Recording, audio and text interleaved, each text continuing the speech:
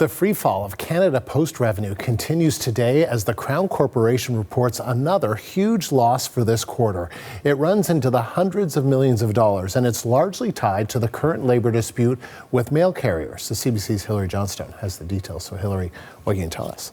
Well, Andrew, these numbers are not good for the Crown Corporation. They are reporting their largest ever single quarter loss. So $407 million for the second quarter. So, of course, that's the period of time between April 1st and June 30th. And they also say that they delivered some 25 million fewer packages in the second quarter compared to the same period of time last year. So we take a look at those numbers, $407 million before tax. When it comes to their parcel revenue, it fell by $288 million compared to the same period of time last year. And then their operations loss is also huge, some $396 million. And of course, that is significant because it means that Canada Post's core business activities, the things that are supposed to be earning them money, are actually costing them more than they are currently bringing in. So not good numbers for the Crown Corporation at all. They say that they think this is happening because of the uncertainty that has been created due to those ongoing contract negotiations with the union. And of course, that has been dragging on for more than 18 months at this point.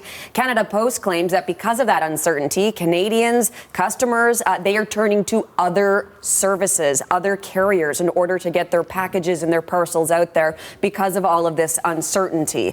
Now, the union does not take kindly to that because it has put out a statement today saying that Canada Post needs to stop blaming its workers. So this is part of that statement. It says, quote, rather than taking accountability, Canada Post continues to point to workers as the cause of its losses. The truth is that Canada Post and the government have stalled negotiations for more than 8 months. It goes on to say here that the uncertainty they created is now being used as an excuse for further losses.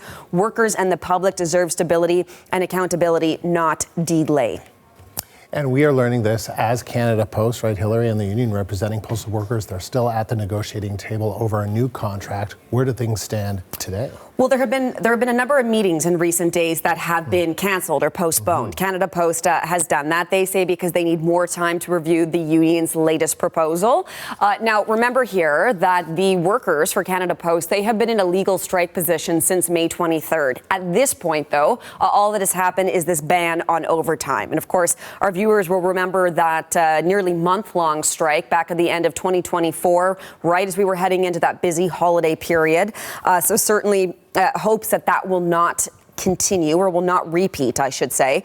Now, what Canada Post is saying today is that they are still in regular contact with federal mediators at this point. They say in a statement, quote, we are carefully reviewing CUP W, that would be the union, CUP W's comprehensive offers, and over the past few days have requested additional details about a number of items in the proposals. They also say here at the end that they are committed to the collective bargaining process and reaching agreements with the union. So lots to be following here over the coming days and coming weeks to see what happens with these contract negotiations, of course, Andrew, but then also more broadly, the financial position of Canada Post. Hilary, thank you. The Thank you. CBC's Hilary Johnstone.